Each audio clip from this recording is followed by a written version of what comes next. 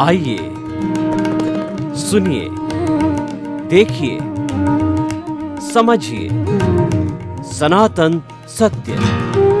जैसी दृष्टि वैसी सृष्टि, दृष्टि विज्ञान। कुदरत, कुदरती रचना एवं कुदरत के कानून से शाश्वत सुख की प्राप्ति। जोधपुर के परम पूज्य महात्मा उपासक प्रोफेसर डॉक्टर सोहन राज तातेड़ के निर्देशन में सनातन सत्य।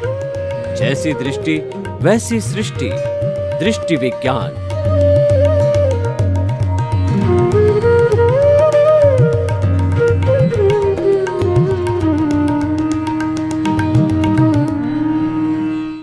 भाई और बहनों, मातृशक्ति को नमन। आज का हमारा अति उत्तम विषय बचपन, संस्कार निर्माण की उर्वरा भूमि। देखिए, किसी किसान की भूमि उर्वरा होती है, यानी फर्टिलिटी होती है। अच्छा धान जो है पकाने की ज़मीन होती है, ज़मीन में ताकत होती है कि धान को पकाना, उनको अच्छी खुराक देना, उसको उर्वरा भूमि कहा जाता है। ऐसा किसान कंपैरेटिवली दूसरे किसान से प्रति बीघा जो है बहुत अधिक संख्या के अंदर फसल प्राप्त करता है, क्योंकि वो उर्वरा है। और एक बंजर भूमि होती है तो उसके अंदर चाहे कितना ही हल चलाओ, चाहे कितने ही बीज डालो, वो उसके अंदर पौधा बड़ा ही नहीं होता, कुमला जाता है, क्योंकि उसमें फर्टिलिटी नहीं है। इसीलिए जो महिला बच्चा पैदा नहीं कर सकती वो बंजर भूमि के समान कहलाती है, और जो बच्चे पैदा करती रहती है वह उर्वरा भूमि की महिला कहलाती है। तो भाई और बहनों, फर्टिलिटी का जो है वह बहुत बड़ा महत्व है। हमारा मस्तिष्क अगर उर्वरा भूमि जैसा होता है, उसमें इनोवेशन होते हैं, उसमें नए नए आइडिया आते हैं, कॉन्सेप्ट आते हैं, नए नए विचार आते हैं, पॉजिटिव थिंकिंग आती है, जन कल्याण की बात आती है, अच्छा इंसान बनने की बात आती है, काम का जज्बा आता है, उसमें जील आता है, एंथुजियाज्म आता है, और कुछ कर गुजरने की तमन्ना होती है। ऐसे लोग ही हमारे बॉर्डर पर शहीद होते हैं, ऐसे लोग ही महान बनते हैं, ऐसे लोग ही बड़े बड़े आचार्य बनते हैं, भारत रत्न बनते हैं, और बड़े बड़े ऊंचे पुरस्कार प्राप्त करने वाले होते हैं, क्योंकि उनका माइंड फर्टाइल है, उनका जो है माइंड उर्वरा शक्ति वाला है। ये उर्वरा शक्ति डेवलप कैसे होती है वो हम आपको बताना चाहते हैं। हमारा जो बचपन होता है, यानी समझ आने के बाद का बचपन, समझ लीजिए 5 से 15 साल का, ये जो पीरियड होता है ये बचपन कहलाता है। और अगर ये फर्टाइल है, या देखिए फर्टाइल 2 तरह का होता है। एक तो फर्टाइल क्या होता है कि पीछे जन्म से जो है वह उदय और प्रारब्ध के साथ में लेकर के आता है, नैसर्गिक उर्वरा माइंड होता है। और एक दूसरा होता है अर्जित, यानी कि उसको संस्कार दिए जाते हैं। भगवान महावीर और 24 तीर्थंकर जितने भी हुए हैं वह पीछे से मति ज्ञान, शुद्ध ज्ञान, अवधि ज्ञान माँ के पेट में लेके आते थे, तो उनका मस्तिष्क उर्वरा हुआ करता था। जब 8 वर्ष के हुए तो भगवान महावीर को जब जो है एक गुरु के पास के अंदर पढ़ाने के लिए भेजा गया, तो एक इंद्र जो वह पुरुष के रूप में हाजिर हुआ, और व्याकरण के कलिष्ठ से कलिष्ठ जो है प्रश्न भगवान महावीर को वर्धमान था उस वक्त उनका नाम, उनको पूछे तो उन्होंने तुरंत उसका जवाब दे दिया, क्योंकि उर्वरा फर्टाइल माइंड वो पीछे से लेकर के आए थे, तो इस जन्म के अंदर वह प्रकट हो रहा था। तो यह देख करके उन गुरुजी ने कहा, ये तो पढ़े पढ़ाए हैं, इनको मैं नहीं पढ़ा सकता, ये मुझे पढ़ा सकते हैं। और वर्धमान को नमन किया, उन्हें कहा कि आप जाइए, आप पूर्ण रूपेण शिक्षा ऑलरेडी प्राप्त हो, मैं आपको पढ़ाने में अयोग्य हूँ। देखिए, तो ये बात तो नैसर्गिक है। मैं जो बात कर रहा हूँ वो अर्जित की बात कर रहा हूँ कि 5 साल का बच्चा हुआ, उस वक्त में वह एक खुली पुस्तक की तरह है, वो एक खाली स्लेट की तरह है। उसके ऊपर आप क्या लिखते हैं वह उसके दिमाग के अंदर अंकित होता जाएगा, होता जाएगा, होता जाएगा। और वह जो उम्र होती है वो फर्टिलिटी पैदा करने की उम्र होती है। उस वक्त उसको हम अच्छे अच्छे संस्कार देवें, अच्छे अच्छे महापुरुषों की कहानियाँ बतावें, अच्छे अच्छे उनको नाटक दिखाया जाए, अच्छी चीज़ें उनके दिमाग के अंदर डाली जाए। और माता पिता उस समय के अंदर वो अगर जो है अच्छे गुणों वाला जीवन जीते हैं, पॉजिटिव थिंकिंग की बात करते हैं और घर में प्रेम का वातावरण रखते हैं, तो बच्चा वो कॉपी करता है, वो और जल्दी सीखता है। पढ़ाया हुआ तो देरी से सीखेगा, लेकिन माँ बाप के जीवन से उसको जो वह संस्कार आएंगे वह संस्कार जल्दी आएंगे और वह जो है स्थायी होंगे।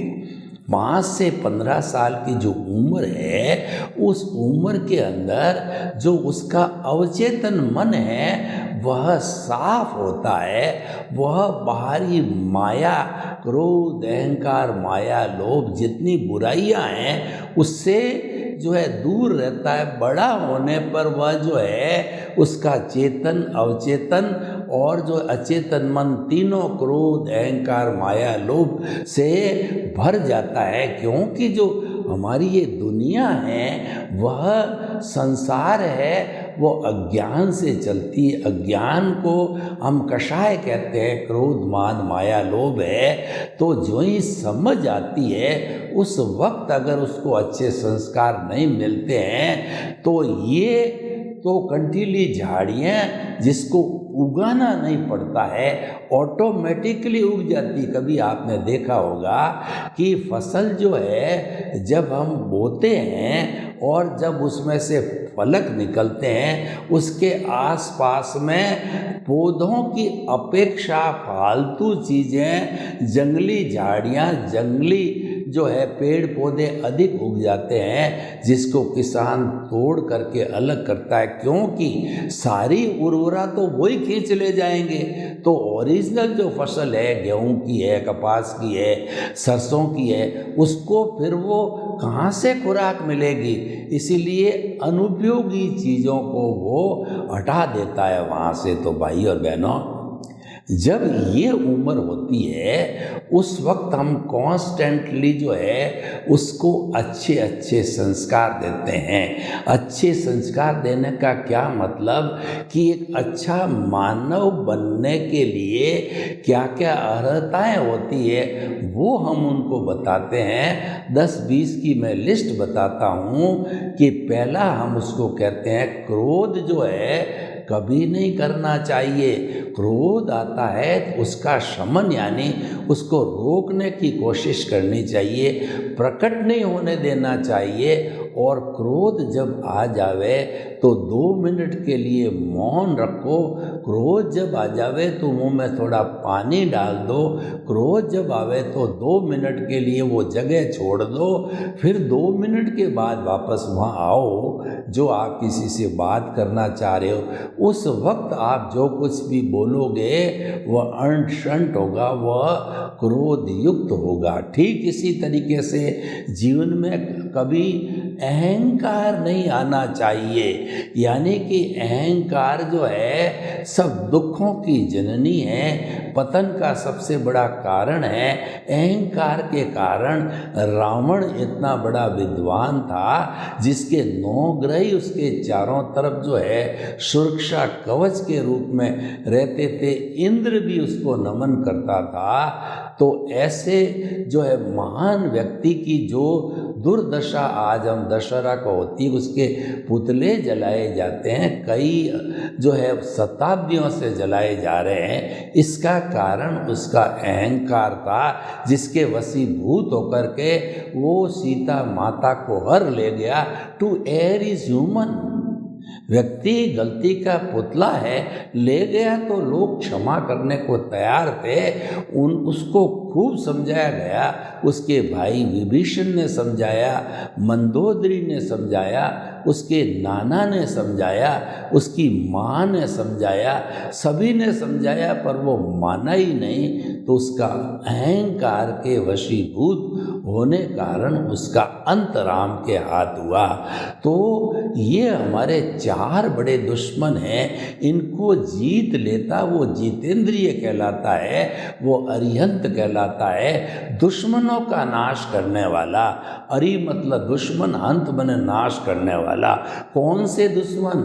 भीतरी दुश्मन, क्रोध, अहंकार, माया और लोभ।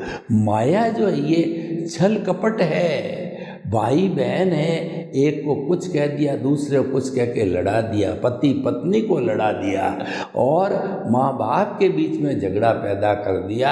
ये माया कहलाती है। और लोभ का तो कोई अंत होता ही नहीं है। नीड के ऊपर जितना संग्रह किया जाता है वह ग्रीड कहलाती है। ग्रीड को लोभ कहा जाता है। लोभ जो है सबसे बड़ा पाप है। इसीलिए लोभ से हमेशा दूर रहना चाहिए। और बच्चे को ये हम खुद अपने जीवन में डालें और सिखावें कि honesty is the best policy. तुम्हारे को जीवन निर्माण की कोई पॉलिसी बनाना है तो तुम अहिंसा और जो है नैतिकता की देवी को तुम्हारा पढ़ाई का रूम है उसके अंदर स्थापित कर देना, उसको नमन करना सरस्वती देवी को कि मुझे ज्ञान दो, मुझे एनलाइटनमेंट दो, मुझे जो है जीवन की अशुद्धियों से, बुरे विचारों से, बुरे भावों से दूर रखो। तो आप देखोगे कि वो ज्ञान की देवी आपको बड़ा ज्ञानी बना देगी।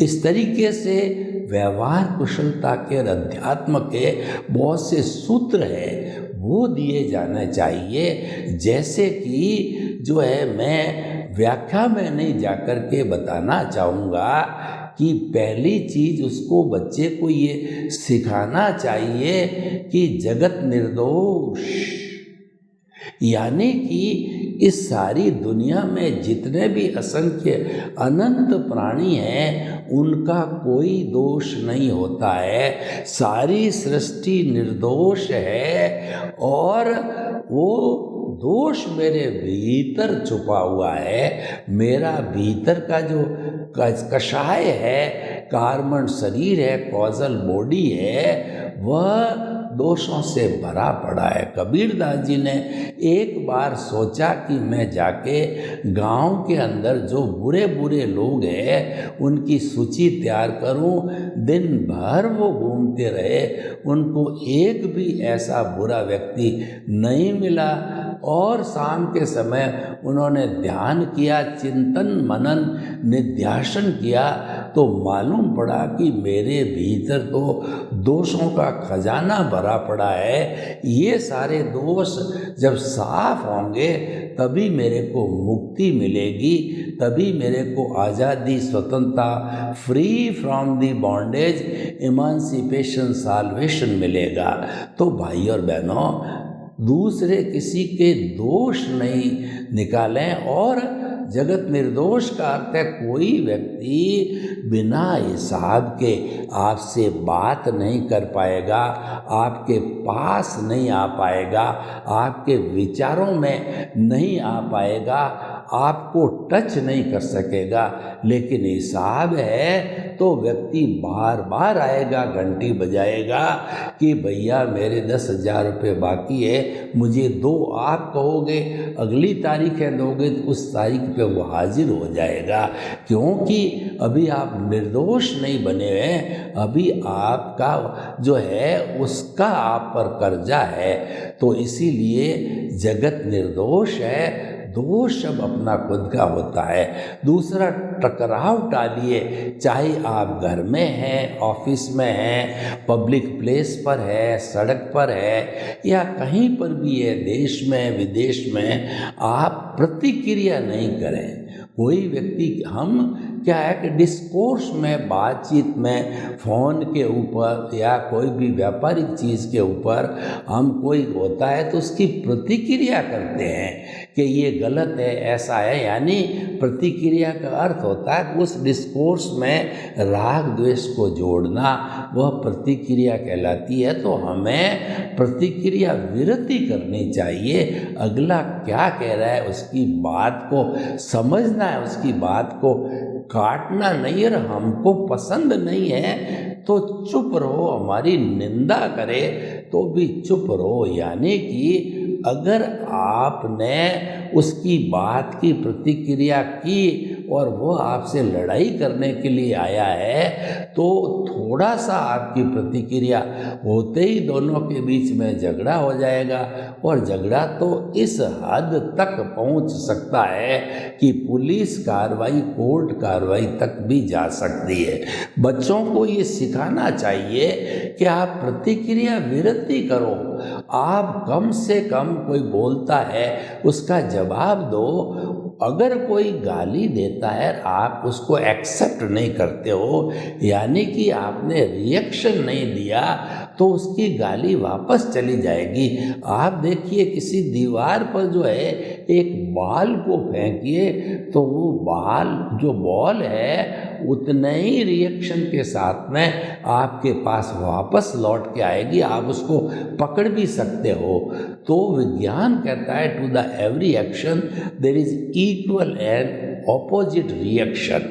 एक्शन करते ही रिएक्शन होता है। तो जो इसका अर्थ ये हुआ कि बोलो कम और सुनो ज़्यादा। बोलो कम के लिए भगवान ने हमको एक मुंह दिया और सुनो ज़्यादा के लिए दो कान दिए हैं। इसी कारण कि ज़्यादा सुनना चाहिए, बोलना कम चाहिए। ये इस तरीके के जो अच्छी पॉजिटिव थिंकिंग, सुविचार, शुभ भाव और दूसरा मंगल भावना योग, ऐसी बच्चों को सिखाया जाना चाहिए। तीसरा है एडजस्ट एवरीवेयर। मैं जो ये सूत्र बता रहा हूँ ये सार्वजनिक है, ये यूनिवर्सल है, ये देश के किसी कोने में, इंटरनेशनल विश्व के किसी कोने में चले जाइए, ये इतने एप्रोप्रिएट, एप्लीकेबल और इफ़ेक्टिव है व्यवहार जगत के अंदर कि इसका तुरंत रिजल्ट आपको मिलता है। एक्सप्रेशन की अपनी अपनी लैंग्वेज होती है। विदेश के अंदर कोई आपकी हिंदी भाषा नहीं जानता तो आप इंग्लिश बोलिए, और वहाँ की अगर भाषा आपने सीख रखी है तो you can talk with him with his mother tongue. तो भाई और बहनों, टकराव टालिए के बाद एडजस्ट एवरीवेयर, यानी जो है कम घी है, ज़्यादा घी है, रोटी ठंडी है या गर्म है, और दूसरा जो है आपको संतुष्टि का भोजन मिला और नहीं मिला, आपको एसी के आदी हो, एसी मिली या न मिली, और आपको कपड़े जो है आप हमेशा नए पहनना चाहते हो, नए नहीं मिले या मिल गए, तो उसके अंदर आदमी को सेटिस्फाइड रह कर के एडजस्टमेंट करना चाहिए कि सर्दी का, गर्मी का, बरसात का, देश का, विदेश का, छोटों के साथ, बड़ों के साथ, महिलाओं के साथ, हर एक संयम पूर्वक एडजस्ट एवरीवेयर होते हो, आपको कोई तकलीफ नहीं आएगी। वरना थोड़ी सी गर्मी हुई पंखा बंद हुआ, एसी बंद हुई, आप तिल मिलाने लग गए, आप लोगों का जो है दोष निकालने लग गए कि तुम ध्यान नहीं रखते हो, ऐसा हो गया वैसा हो गया, जबकि बिजली चली जाए तो कोई क्या कर सकता है। तो भाई और बहनों, हम आपको बताना चाहते हैं कि बच्चों को ऐसे बड़े बड़े ग्लोबल चीज़ें बचपन से सिखाइए, उसके अनुसार उसको ट्रेंड कीजिए और बच्चों को जो है जायज़ सुविधा दीजिए, नीड पूरी करने की सुविधा दीजिए। लेकिन आपने बच्चे को ग्रिड में डाल दिया।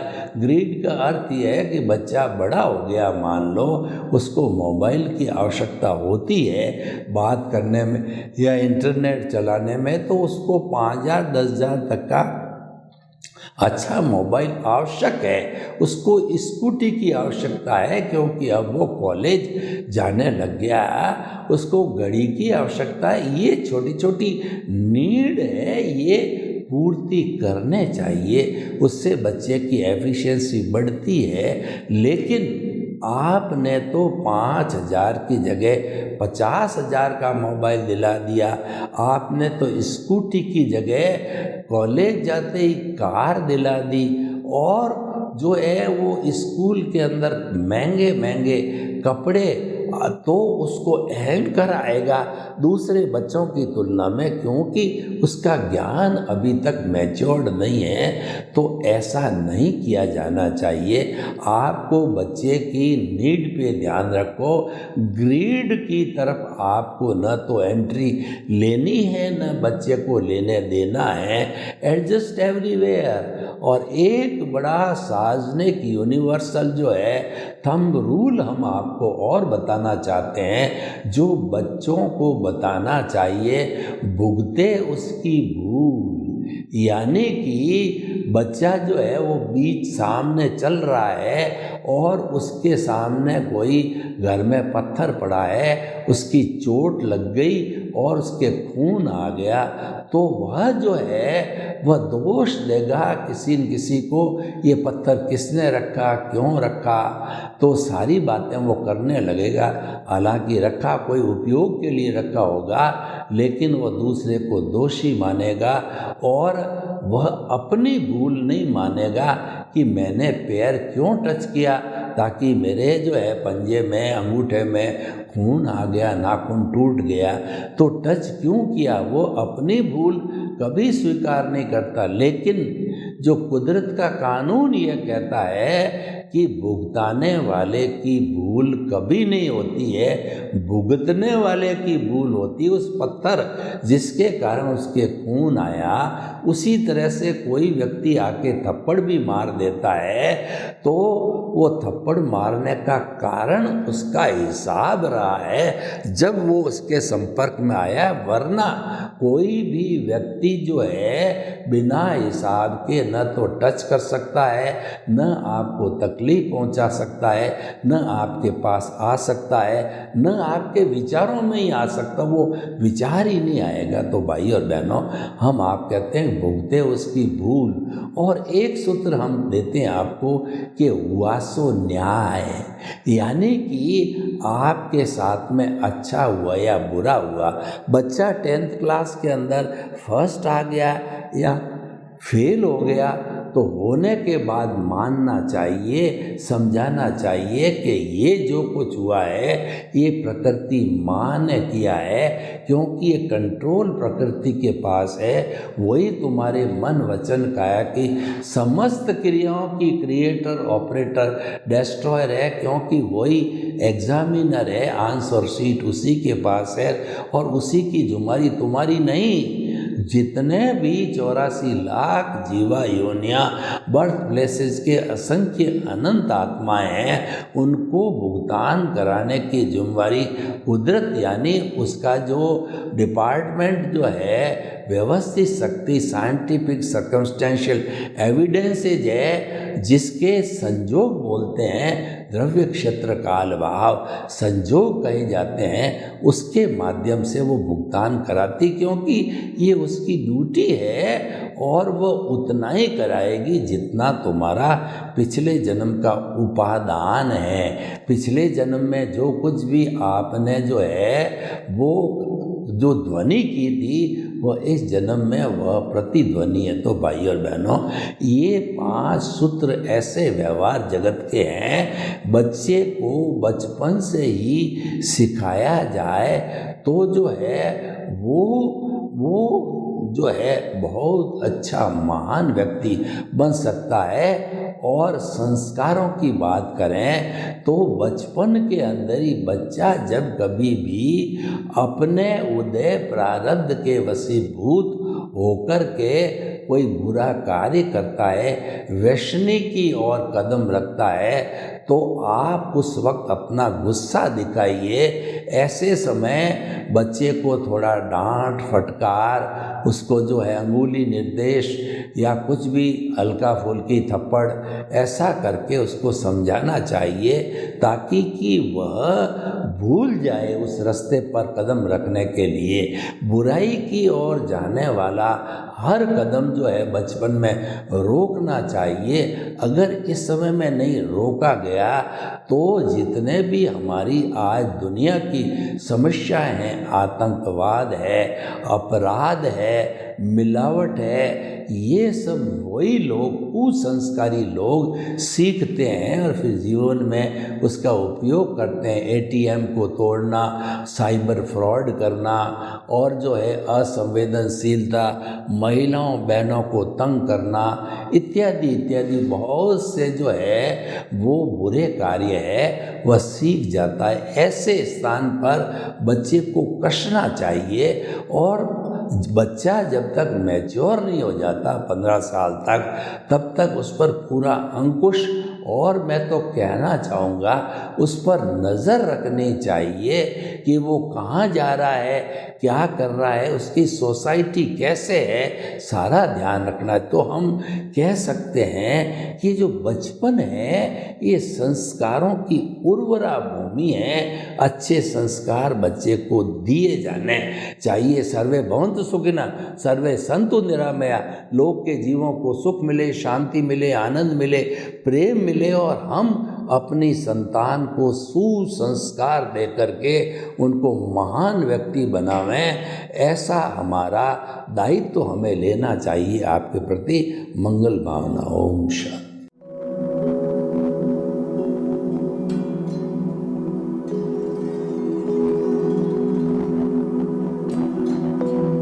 एक ऐसा अंतर्राष्ट्रीय ख्याति प्राप्त मानव जो गुरु प्रेरणा से पिछले 20 वर्षों से वानप्रस्थ जीवन जीते हुए 24 घंटे मानवता की सेवा में संलग्न है। एक ऐसा मानव जो अभी राष्ट्रीय, अंतर्राष्ट्रीय टीवी चैनलों पर 7,500 एपिसोड के माध्यम से सनातन सत्य, आत्मविज्ञान एवं पुनरुत्थान, व्यवहार एवं निश्चय जगत के जीवनोपयोगी विषयों पर हृदय स्पर्शी प्रवचन कर चुका है। उस मानव का नाम है महात्मा उपासक प्रोफेसर डॉक्टर सोहन राज तातेड़।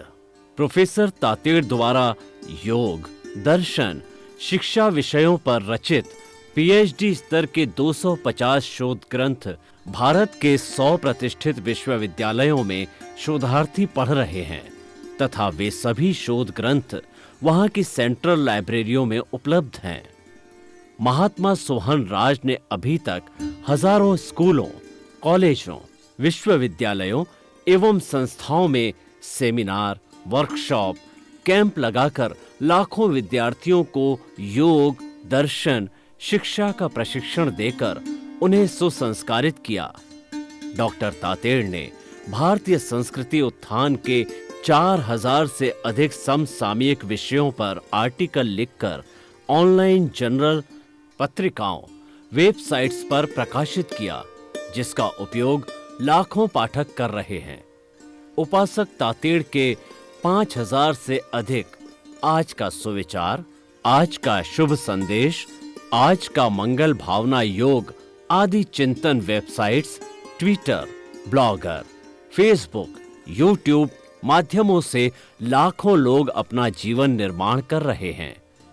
मानवता के मसीहा ऐसे महामानव महात्मा सोहन राज तातेड़ के प्रोफाइल को अभी तक विश्व के 20 लाख दर्शक यूट्यूब पर, 12 लाख गूगल पर एवं लाखों दर्शक फेसबुक, ब्लॉगर, ट्विटर और इंस्टाग्राम पर देख चुके हैं।